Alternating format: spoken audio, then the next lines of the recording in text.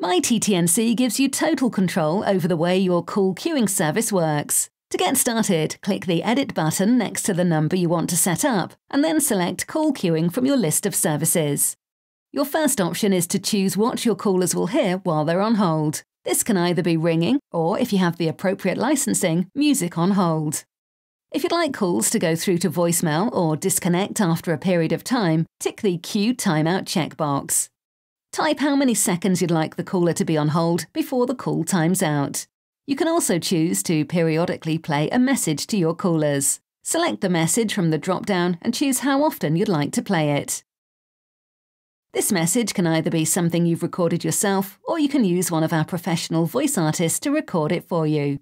Finally, if your phones can handle multiple calls at once, type in the amount of calls to come in before placing your callers in a queue. When you've finished setting everything up, click Confirm to save the settings.